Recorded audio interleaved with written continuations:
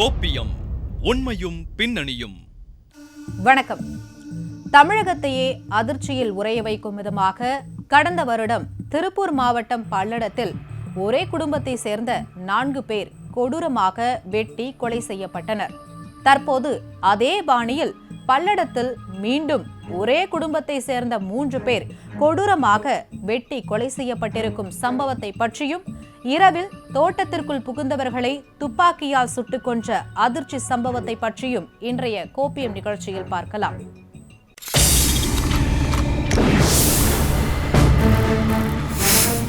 கொங்கு மண்டலத்தில் தொடரும் கொள்ளையர்கள் அட்டகாசம். நடு இரவில் வீடு புகுந்து 3 பேரை வெட்டி சாய்த்த கொடூரம்.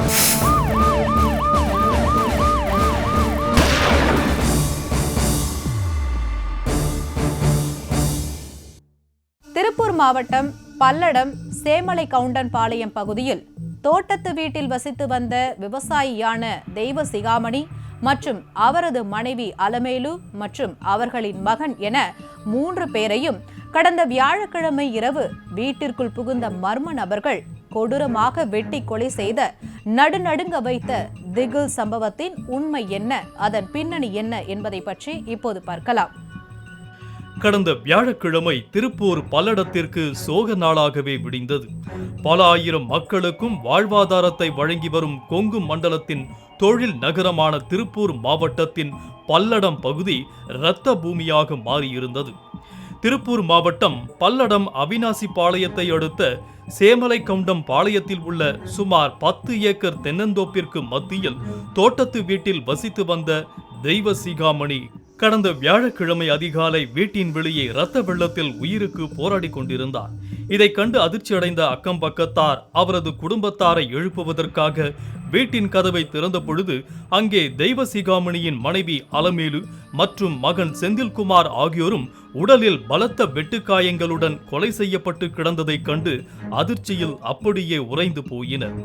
இது குறித்து துரைசாமி அக்கம்பக்கத்தாருக்கும் அவினாசிபாளையம் போலீசாருக்கும் தகவல் தெரிவித்ததை அடுத்து சம்பவ இடத்திற்கு வந்த திருப்பூர் மாநகர போலீஸ் கமிஷனர் லட்சுமி, சேலம் சரக டிஐஜி உமா, திருப்பூர் மாவட்ட எஸ்பி அபிஷேக் குப்தா, ஈரோடு மாவட்ட எஸ்பி ஜவஹர் உள்ளிட்டவர்கள் வந்து சம்பவ இடத்தை பார்வையிட்டு விசாரணை மேற்கொண்டனர். 6 மணிக்கு வந்து கதவை தட்டி பார்க்கும்போது சத்தம் போட்டு பார்த்தேன். சத்தம் வெளியே நின்று தான் சத்தம் போட்டுக்கணும். எப்பவுமே சத்தம் போட்டுட்டு காணங்க ஒருத்தர் கதை நேற்று முன்னாடியே போயிட்டுருக்கேன். அப்புறம் வந்து கொஞ்சம் பார்த்து கிளம்ப பார்த்தேன். கீழே விழுந்து கிடந்தாங்க. போய் பார்த்து போகிற நப்பர் வேற ஆடின்னு அப்புறம் மேவத்தில் போய் கூட்டிகிட்டு வந்து 2 பேர் காஞ்சி அம்மாலாம் கூட்டிகிட்டு வந்து 2 பேரும் வந்து பார்த்துட்டு லைட்டு ஆஃப் பண்ணியிருந்தாங்க. லைட் போட்டு பார்க்கும்போது முன்னாடி கால் போட்டவங்க பந்தூரில் போய் 3 பேரும் போட்டு பார்ப்பாங்க. அங்கேயும் நல்லா வெட்டு நல்லா அவர் கீழே விழுந்துருக்கவங்க எங்கெங்க காயம் இருந்ததுங்க? ஒரு மந்தையில் வேறு ஏதாவது பக்கத்தில் ஏதாவது பொருள் அந்த மாதிரி வேறு பொருளெல்லாம் பெருவெல்லாம் கழிஞ்செல்லாம் பொருள் தோறிட்டாங்க. நீங்கள் எத்தனை மணிக்கு பார்த்தீங்க? 6 மணிக்கு வந்து பொருள் போகிறபோது 6:30. பின்னர் கொலை செய்யப்பட்டவர்களின் உடலை மீட்டு திருப்பூர் அரசு மருத்துவமனைக்கு பிரேத பரிசோதனைக்காக அனுப்பி வைத்தனர். பின்னர் இது குறித்து நடத்திய முதற்கட்ட விசாரணையில் வியாழக்கிழமை அதிகாலை நாய் குறைக்கவே வெளியே வந்த தெய்வ சிகாமணியை முதலில் தாக்கியுள்ள மர்ம நபர்கள் அவரை தொடர்ந்து வீட்டிற்குள் சென்று அங்கு உறங்கிக் கொண்டிருந்த தெய்வ சிகாமணியின் மனைவி அலமேலு, மகன் செந்தில்குமார் ஆகியோரை சரமாரியாக வெட்டி கொலை செய்தனர். மேலும் இவர்கள் கூர்மையான ஆயுதத்தாலும் வளைந்த இரும்பு ராடாலும் தாக்கப்பட்டுள்ளதோடு வீட்டில் இருந்த 5 பவுன் நகை மற்றும் அலமேலு கழுத்தில் அணிந்திருந்த 3 பவுன் தாலிக்கொடி, செந்தில்குமாரின் செல்போன் மற்றும் பணம் ஆகியவையும் மாயமாகி இருப்பதால் பாவரியா கொள்ளை கும்பலின் பாணியில் கொள்ளையர்கள் யாராவது கைவரிசை காட்டியிருக்கலாம் என போலீசார் சந்தேகிக்கும் நிலையில் பெரிய அளவிலும் எதுவும் கொள்ளையும் நடந்ததாக தெரியாத நிலையில் ஆதாயத்தையும் கடந்து கொலைக்கு வேறு காரணங்கள் இருக்கலாம் என்ற கோணத்திலும் கொள்ளையர்களை பிடிக்க 7 தனிப்படைகளை அமைத்து விசாரணையை தீவிரப்படுத்தி இருக்கின்றனர்.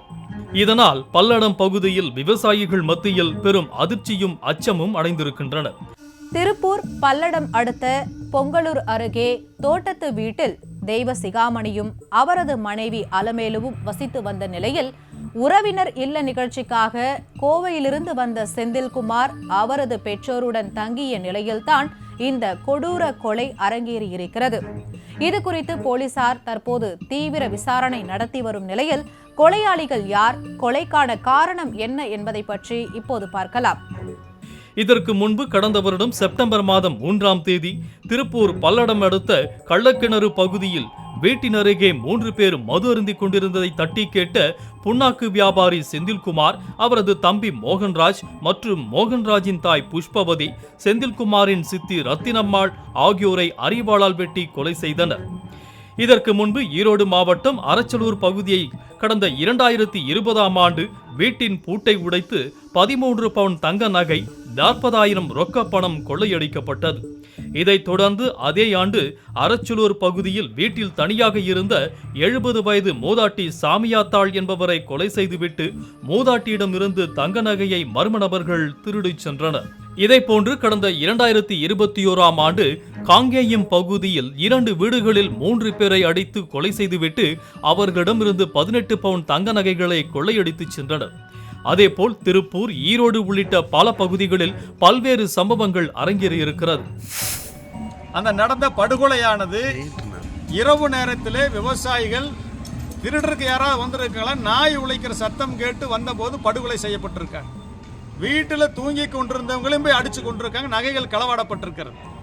ஆக விவசாயிகளுக்கு தொடர்ச்சியாக பாதுகாப்பு இல்லாத சூழல் நிலவுவதால் விவசாயிகளுடைய உடைமைகளையும் உயிரையும் பாதுகாத்துக் கொள்வதற்கு தமிழ்நாடு அரசு அனைத்து விவசாயிகளுக்கும் துப்பாக்கி உரிமம் வழங்க வேண்டும். தற்காப்பு உரிமை, ஏன்னா திருடர்கள் பூராவுமே ஆயுதத்தோடு வர்றாங்க. நாங்கள் நிராயுதபாணியா நின்று அவர்களோடு எப்படி சண்டை போட முடியும், எப்படி திருட்டை தடுக்க முடியும்? எனவே திருட்டை தடுப்பதற்கு, எங்களை பாதுகாத்துக் கொள்வதற்கு, இது போன்ற படுகொலைகள் நிகழாமல் வண்ணம் இருப்பதற்காக தமிழ்நாட்டில் இருக்கிற அனைத்து விவசாயிகளுக்கும் தமிழ்நாடு அரசு துப்பாக்கி உரிமம் வழங்க வேண்டும் என்று இன்னைக்கு தமிழக விவசாயிகள் பாதுகாப்பு சங்கத்தின் சார்பில் தமிழ்நாடு முதல்வர் அவர்களுக்கு, காவல்துறை தலைவர் அவர்களுக்கும் கோரிக்கை வைத்து மனு கொடுத்திருக்கிறோம். இதை வழங்கலன்னா ஒட்டுமொத்தமாக எல்லா விவசாயிகளையும் திரட்டி துப்பாக்கி உரிமம் கேட்டு மனு கொடுத்து தொடர்ச்சியாக உரிய நடவடிக்கை எடுக்கும். விவசாயிகளிடையே கடும் பதட்டமும் அச்சம் ஏற்படுத்தப்பட்டுள்ளது. பொதுமக்கள் இரவுல நடமாடுறக்கே பயந்துக்கிறாங்க. ஆனா விவசாயிகள் கால்நடைகளை கவனிச்சுதான் நாங்கணும். தட்டு போடணும், தீவனம் போடணும், தண்ணி வைக்கணும், அதிகாலையில் எந்திரிச்சு பால் கறக்கணும். இந்த வேலைகளுக்கெல்லாம் இருக்கும்போது நாங்கள் தாக்கப்படுவோம், கொள்ளைப்படுவோம், கொள்ளையடிக்கப்படுவோம், அச்சம் இருக்குது. எனவே விவசாயிகள் கடுமையான அச்சத்தோடு தான் வாழ்ந்து கொண்டிருக்கிறார்கள். இதையடுத்து 2020 முதல் 23 வரை நடைபெற்ற கொலை சம்பவங்கள் தொடர்பாக குற்றவாளிகளின் தடயங்களான கைரேகை, சிசிடிவி காட்சிகள், செல்போன் சிக்னல் ஆகியவற்றை தனிப்படை போலீசார் ஆய்வு செய்தனர். ஆனாலும் இந்த குற்ற சம்பவத்தில் எந்த தடயங்களும் கிடைக்காத காரணத்தால் தனிப்படை போலீசார் தேடுதல் வேட்டையில் தொய்வு ஏற்பட தொடங்கியது. மேலும் அதிகாரிகள் மாற்றம், தேர்தல் பணிகள் என பல்வேறு காரணங்களினால் இந்த ஆதாய கொலை வழக்கு கிடப்பில் போடப்பட்டது. இதன் பின்னர் பெருந்துறை காவல் துணை கண்காணிப்பாளராக பணியாற்றிய கோகுல கிருஷ்ணன் அவர்கள் நிலுவையில் இருந்த ஆதாய கொலை வழக்கினை தூசு தட்டியதில் தருமபுரி பகுதிகளில் ஒரே சமூகத்தை சேர்ந்த 12 பேர் கைது செய்யப்பட்டனர். இவர்கள் அனைவரும் கொலை சம்பவத்தில் ஈடுபடும் முன்பு அந்த பகுதிகளுக்கு சென்று அம்மிக்கல் கொத்தும் வேலை செய்ததும், பின்னர் விவசாய பகுதியில் உள்ள வீடுகளில் பதுங்கியிருக்கும் கீரி, பாம்பு, காட்டுப்பூனை ஆகியவற்றை பிடிப்பது போல வீடுகளை நோட்டமிட்டு பின்னர் விடியற்காலை 2 மணி முதல் 4 மணி வரையிலான நேரத்தில் கையில் கனமான இரும்பு ராடு மற்றும் ஆயுதங்களுடன் நோட்டமிட்ட வீட்டிற்குள் உள்ளே சென்று அங்கே ஆழ்ந்த உறக்கத்தில் இருப்பவர்களை ஒரே அடியாக தலையில் அடித்து வீடுகளில் உள்ள பணம், நகைகளை கொள்ளையடித்தும் சென்றிருக்கின்றனர். இந்நிலையில் கொங்கு மண்டலத்தில் தற்பொழுது மீண்டும் அதே பாணியில் தோட்டத்து வீட்டிற்குள் புகுந்து 3 பேர் கொடூரமாக வெட்டி சாய்க்கப்பட்டிருக்கும் சம்பவத்தில் போலீசார் பல்வேறு கோணங்களில் விசாரணையை தீவிரப்படுத்தி இருக்கும் நிலையில் கொலையாளிகள் விரைவில் கைது செய்யப்படுவார்கள் என்று எதிர்பார்க்கப்படுகிறது. மாவட்டம் பல்லடம் உட்கோட்டம் அவினாசிபாளையம் காவல் நிலையத்தை சேர்ந்த சேவலை கவுண்டன்புதூர் இந்த கிராமத்தில் வந்து காலையில் பார்த்துப்போம். இந்த வீட்டில் இருந்த வயதான தம்பதிகள் மற்றும் அவங்களுடைய பையன் அவங்க வந்து இறந்துருக்காங்க. இது காலையில் இந்த ஊரில் இருக்கவங்க பார்த்து நமக்கு தகவல் சொன்னாங்க. இது பார்த்ததில் வந்து ரொம்ப ஷார்ப் வெப்பனும் பிளண்ட் வெப்பனும் யூஸ் பண்ணப்பட்டிருக்கு. பெரியவர் வந்து வெளியே இருக்கார். ஒருவேளை அவர் வீட்டை விட்டு வெளியே வந்திருக்கலாம், சப்தம் கேட்டதுக்காக வந்திருக்கலாம். அவர் வெளியே இருந்தார், காலையில் கொஞ்சம் உயிரோடு தான் இருந்தார். இப்போ அவர் இறந்துட்டார். அவங்களோட மனைவி அவங்களும் அவங்களுடைய மகனும் உள்ளே இறந்து கிடந்திருக்காங்க. ப்ராப்பர்ட்டி ஓரளவுக்கு போயிருக்கு, ரொம்ப பெருசாக ஒன்றும் போகலை. அதுக்கு என்ன போயிருக்குன்றது இப்போ செக் பண்ணிகிட்டு இருக்காங்க. ஸோ இதில் வந்து ஒரு 4-5 டீம் ஃபார்ம் பண்ணியிருக்கோங்க. 4-5 டீம் 4-5 விதத்தில் எம்ஓ கிரிமினல்ஸ், வேறு மாதிரி அஃபென்ஸாக இருக்குமா, வேறு ஏதாவது மோட்டிவ் இருக்குமா அப்படின்னு பார்க்குறாங்க. சைபர் கிரைமுக்கு ஒரு டீம் போட்டிருக்கோம். சிசிடிவி ஃபுட்டேஜ் ஃபாலோ பண்ணுற ஒரு டீம் இருக்குது.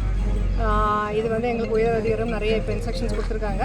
த்ரூ அவுட் தமிழ்நாடு செக்ஸ் எல்லாம் போயிட்டுருக்கு. MO criminal check, lot check, vehicle check எல்லாம் போகுது.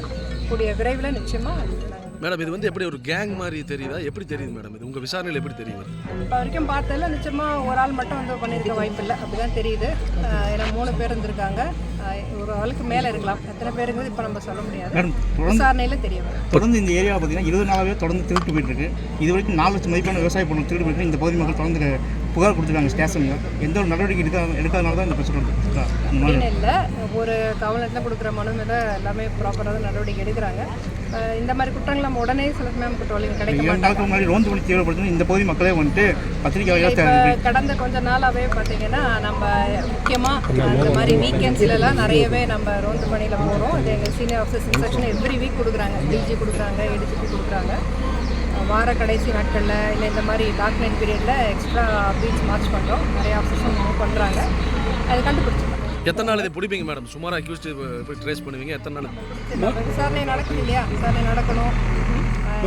மர்டருக்கான ரீசன் ஏதாவது நம்ம ஒரு மோட்டிவ், என்ன மோட்டிவ் கெஸ் பண்ணிக்கலாம்? வந்து ஒரு குறைந்தபட்சம் சொத்து காணாமல் போயிருக்கிறதுனால ஒரு 6-7 சவரன் வரைக்கும் சொல்கிறாங்க. நிச்சயமாக அதுக்கான கொலையாக தான் இருக்க வாய்ப்பு இருக்கு. திருப்பூர் மாவட்டத்தில் இதுபோன்று நடக்கும் கொலை சம்பவம் ஒன்றும் அப்பகுதிக்கு புதிதல்ல என்பதைப் போல கடந்த வருடம் செப்டம்பர் மாதம் இதே போன்று ஒரே குடும்பத்தை சேர்ந்த 4 பேர் பல்லடத்தில் கொடூரமாக வெட்டி கொல்லப்பட்ட சம்பவத்தை ஞாபகப்படுத்தும் விதமாக இந்த சம்பவத்தில் போலீசார் குற்றவாளிகளை கைது செய்து கடுமையான நடவடிக்கை எடுக்க வேண்டும் என்பதே அனைவரின் வேண்டுகோளாக உள்ளது. கோப்பியம், உண்மையும் பின்னணியும்.